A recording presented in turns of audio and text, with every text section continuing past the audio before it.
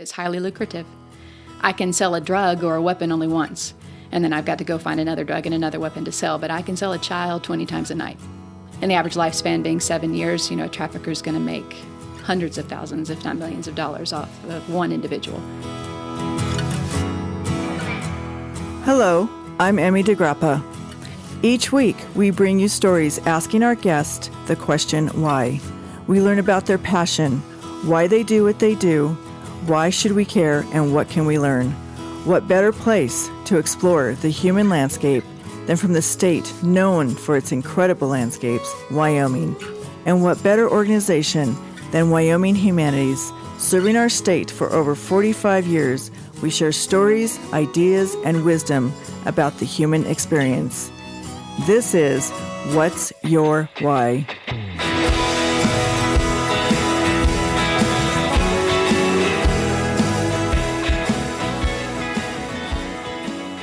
In this episode of What's Your Why, meet Ashleigh Chapman. She is president and CEO for the Alliance for Freedom, Restoration, and Justice, an organization whose mission is fighting to end human trafficking and protect the vulnerable. Ashleigh has dedicated her life to ending exploitation and protecting vulnerable populations. Today, we will discover her journey and passion. Welcome, Ashleigh. Thank you, Amy. Glad to be with you. Absolutely. I love having you. And just in reading your work for the Alliance for Freedom, Restoration, and Justice, I really can see your heart in there right away. So that's wonderful. Thank you. Mm-hmm. Where did you grow up? I grew up in Nashville, Music City, USA. And you're not a singer? Well, I am. Everyone in Nashville is. So, yes, I've sung on the Grand Ole Opry even stage as a child, but took a different direction with my life instead of pursuing music. Yes. I love hearing that. Mm-hmm. And so what was basically your journey to Wyoming? Oh, wow. The short version is I've always dreamed about it. We came to visit about 18 months ago. I had been dreaming about living in Wyoming, making Wyoming home for years. And my husband and I came to visit. I surprised him on a bit of a trip in between all of my travels for work. And we came on homecoming weekend 2017 and just fell in love. And went back home, put our home on the market. It sold in 8 days, and we made the move. So we just moved last August. That is amazing. And yes. Not just that it happened that quickly. Yes. But just that you already had this dream of the West. I did. Yes. Mm-hmm. What was that about? Well, I spend all my days working on just about the darkest issues on our planet. So the last 6 years of my life, I've been traveling about 48 weeks every year, sometimes multiple countries per week even. Always there to work on behalf of terrible things, that are happening to people. So I was just yearning for a place to call home that was restorative, that I could look outside and just be inspired again, just to keep going. And the Wyoming whole experience and the people and the mountains and just all of it was something that really fed my soul. So right. Those wide open spaces that we talk about. Yes. It really, truly does just clear your mind. It does, yeah. Well, and your passion is to protect people from being exploited, and that's human trafficking. Mm-hmm. Tell me about your organization and what led you down that road. So our organization is the largest alliance of anti-trafficking efforts on the planet. So we presently support about 7,000 justice advocates serving out in the field. It grows every single day, just about. What led to that is kind of a long story. The high points are growing up in Nashville. My dad was the pastor of the homeless mission. So we were very entrenched in helping people who were hurting in the community. And we ended up taking in 3 children when I was a child who had been horrifically abused in every conceivable way.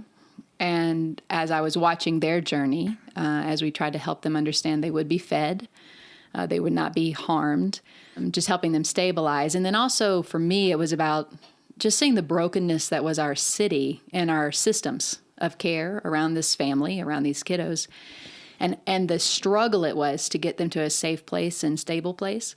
So I dedicated my life to this cause as a child. So it's been really the only thing I've woken up and focused on every day since. And I've done it lots of different ways, but today as the Alliance. Okay, so how old were you when you became a foster sister to these kids? 11. Oh, you were 11. Mm-hmm. So that really was an imprint in your mind and your heart? Significant, yes. And I really believed that at the time that my calling would be to get a law degree and to try to fix the systems of care. So, which is what I do today.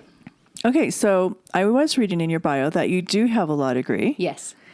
And it is from where? Regent University School of Law. So that's in Virginia.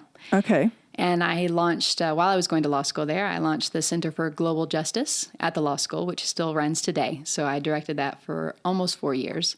And then this work grew out of that. Okay, so why is this separate? I mean, I know that's at the university. Mm-hmm. So you wanted it to be bigger and more global? It was becoming bigger and more global by the second. And so the university, like all universities, I imagine, do, they wanted to focus on the academic piece of it. And we had added tons of courses on human trafficking, child advocacy, experiential opportunities for our interns. And over the course of 3 years, we sent 70 legal interns around the world, from Russia to Mexico and everywhere in between, to work on these issues.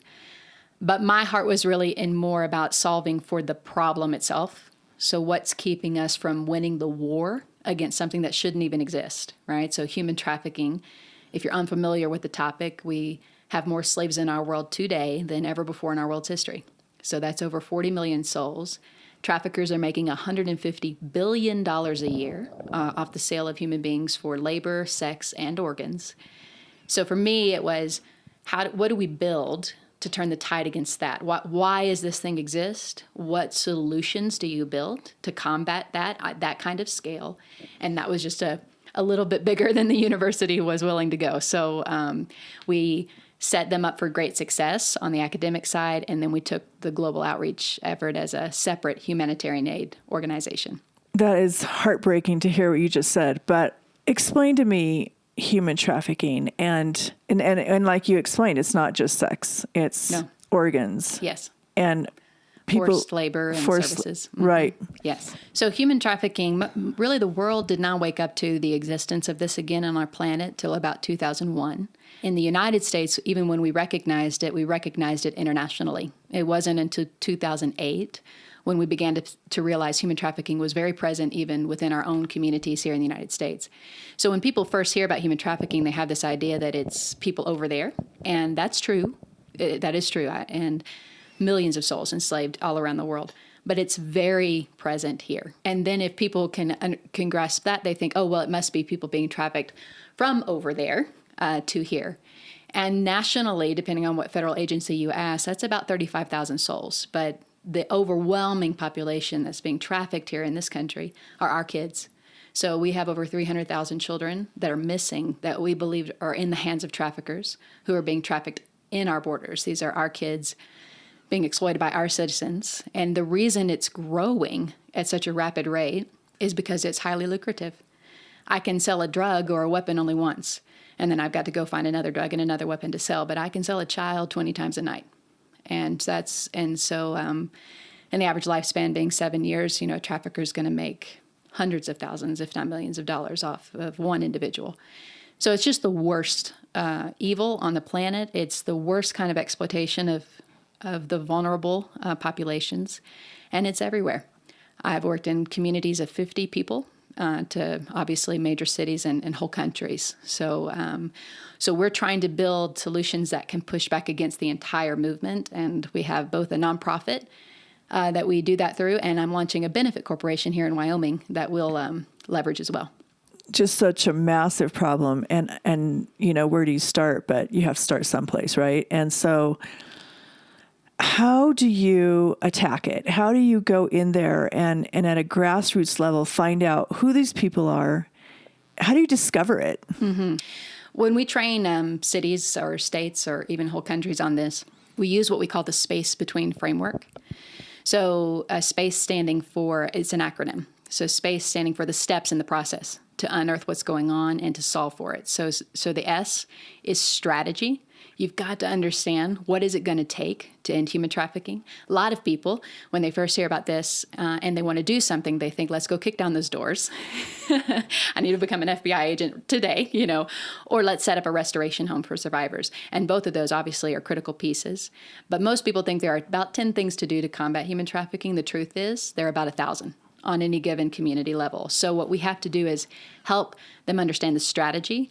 Then the P in that is possibilities. You got to understand what's already working in the world. So we're the expert on what's working well, what's not, who's doing what and where and how well and with whom.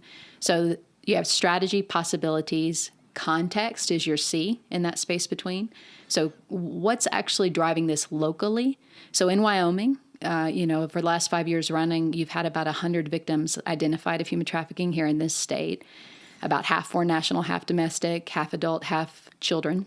And so what's driving that? What is causing that in Wyoming? We have to understand that before you can solve for it. And then you engage. So we say, figure out the strategy, understand the strategy. We train on that. What are all the possibilities? What's your local context? And then engage.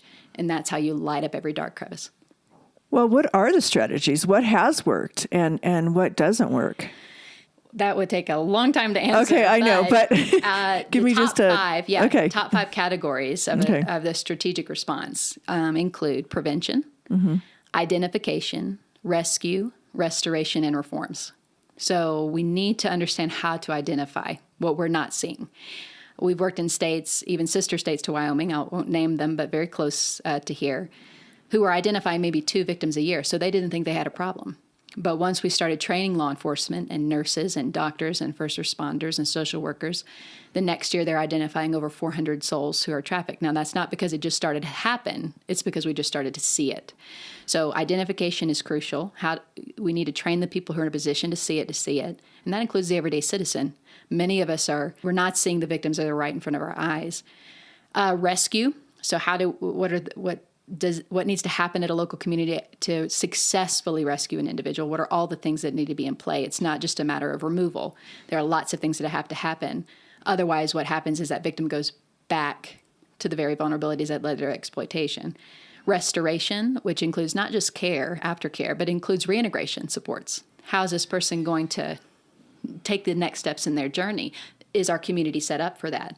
So, for instance, in Atlanta, we helped a staffing firm, Randstad, set up the Higher Hope program that works to help women who've been rescued from sex trafficking in Atlanta find career living wage jobs. That was a huge gap in Atlanta that's now being filled. Reforms, right? What's broken that needs to be fixed in our laws and systems, and then how do we prevent it in the first place? So we have a framework. It's on our website that you can dive deeper into. But give me your website name again. It's engagetogether.com.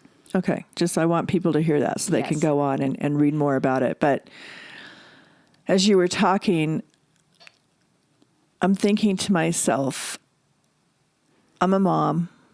I have 2 daughters and a son, but how can you get into the schools? How do you educate parents? What are you doing about that? Sure. We've got lots of resources for that. So we have a toolkit series where we've gathered, I like to say we've taken the Google out of it. So we've done all the research on everything that's going on in this country that works great for educators and parents and families and students. And so we have a toolkit for that where we highlight all the action items that education community could take and parents could take. We back it up with research about what's already working. We also have an online course on this that would be fantastic for all educators to take. And we have a student council as well. So this is made up of high school students who are helping their peers understand the dangers of interacting with strangers on the internet, on social media, even just in their local community. Do you think that people find it unbelievable? Like this can't be real? They do. And especially when they hear that 300,000 number for the number of children that we believe are in the hands of traffickers right now in this country, people say there's no way that could be true. But that's because you're not hearing what's driving some of that. So I was just in a state, and I won't name it, but working with their state leaders because they lost 3,000 kids in foster care to the hands of traffickers last year. So this is something that's happening on a grand scale. It's not hitting the news, obviously, for many different reasons. And that 300,000 figure has been running strong for several years, but Texas last year did a pretty in-depth study of how many victims just their state alone had, and their number's 313,000. So that blew the federal numbers out of the water, and everyone's scrambling right now to try to figure it out. We have built new technologies, technical solutions, technical training and assistance solutions that help unearth that for cities, and we're rolling that out across the United States later this fall. But it's a very serious problem. Most people don't know it's right in front of their face. But when a child is rescued in this country, just to give you their average placement history, in the Midwest, we're looking at a child who has gone through 10 foster care homes, 2 juvenile detention facilities, 1 regular hospitalization, and 1 psychiatric hospitalization, and no one ever caught it. So that's how many different systems they presented themselves in before they ended up in the hands of a trafficker. And so it's happening, we're not seeing it, and we're not prepared mostly to deal with it well. So we work to help strengthen communities across that whole spectrum. Do you think the huge immigration that's going on just worldwide, actually, not just between us and Mexico, is contributing to it? Oh, certainly, yes. Well, it's a vulnerability that traffickers can exploit.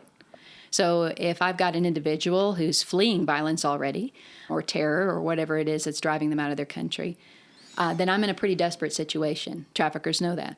So they can woo me with promises, usually, or else force me through violence, right? So force, fraud, or coercion, to get me to think that I'm headed towards something that I was dreaming about, towards safety. And because I don't really have a legal status yet when I get to my location, and because I don't maybe know the language, or because I don't have any kind of support system around me, traffickers exploit that all the day long in the worst possible ways. Horrifying. I was also just thinking about the fact that a lot of countries have closed their doors to adoption because of human trafficking. Have you heard that? Yes. And we've worked with our partners in D.C. and lobbyists and in other countries around those issues before. And it's an unfortunate truth. I was interning in D.C. with the Congressional Coalition on Adoption when Haiti had their crisis, and traffickers were exploiting that situation. Because so many orphans or children who'd lost a parent, maybe they had still a parent in the country, but they had become separated because of the chaos. Traffickers were selling those children on the black market to families who wanted to adopt them, and they had no idea, that this child was not an orphan. And that's happened many places around the world, which is why sometimes we have to shut it down to try to figure out where the corrupting components are before you can open it back up. So they were actually stealing people's children and then selling them to a couple who actually wanted a baby. Yes. Wow. That is mind-boggling.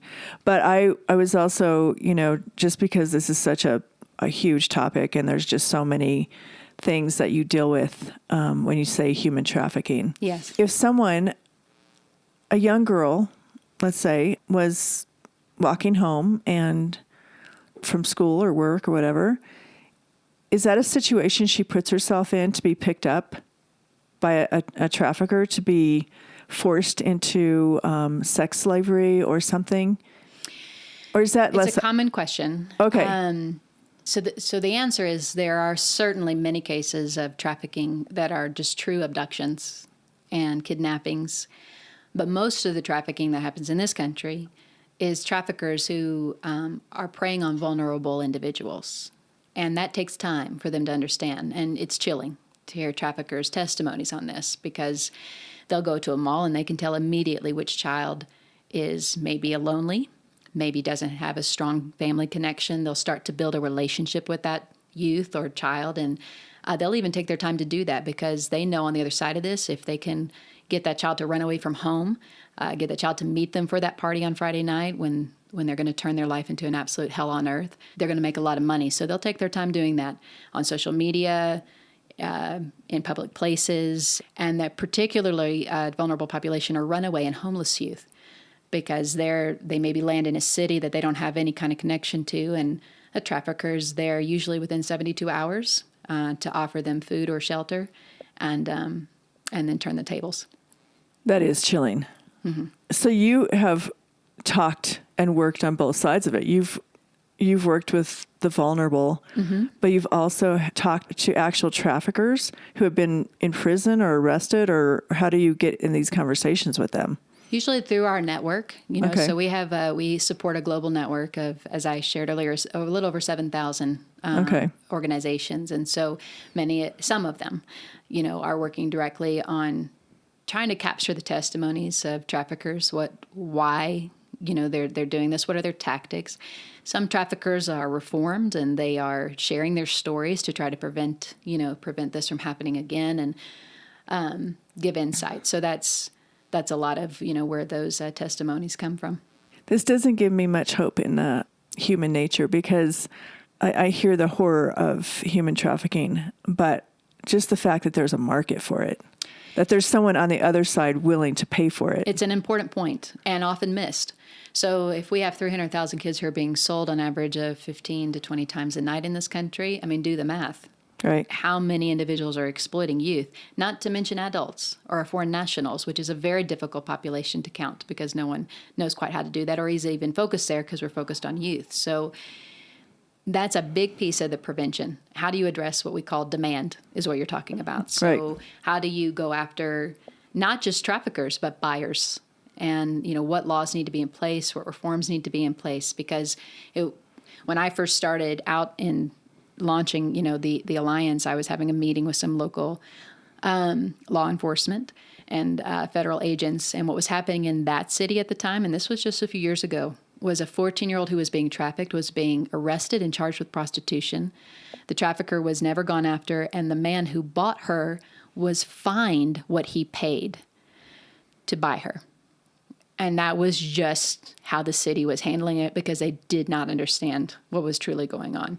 So it's taking a very long time to try to even set up the reforms that are needed to protect victims, not prosecute them, and to go after the buyers, which is a group that no one is quite focused on ending. Mm-hmm. Right. So tell me something hopeful as we end our talk. Tell me something hopeful, please, Ashleigh. I know. Hey, listen, it can be ended. We believe that with all our heart. Human trafficking doesn't have to exist in our world today, but we believe it's going to take a world of people to end it. And we also believe that every single soul is uniquely positioned to engage. So a big part of our work is speaking hope. And so when you even go to our website, I think you'll find that that's true. We're not trying to preach a terrible message. We're trying to say this horrific thing exists, and it doesn't have to. But you've got to get educated and equipped to engage. And whether you're just a parent who's trying to protect their own kiddos and their friends, or whether you're going to go full time, into this effort, our big focus is on helping you understand all that's possible, all that's working, because there are beautiful things that are working to stem this. And of course, our work is very much focused on what solutions do you build that can help increase the impact of the entire movement to end this. So we're going after it aggressively. Good. We're going after it in huge numbers with a massive alliance of businesses and nonprofits and foundations and faith-based and educational institutions and the whole. We're just bringing it all to play because I believe it can be ended. Right. Absolutely. I think that's a great message. And tell me your website again. It's engagetogether.com. Okay. Thank you so much for being here. Thank you.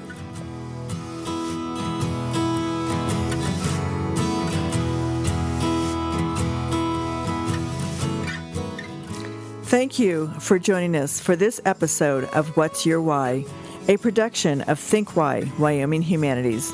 This has been executive producer Emmy DeGrappa. Please subscribe and never miss a show. For more information, go to thinkwhy.org.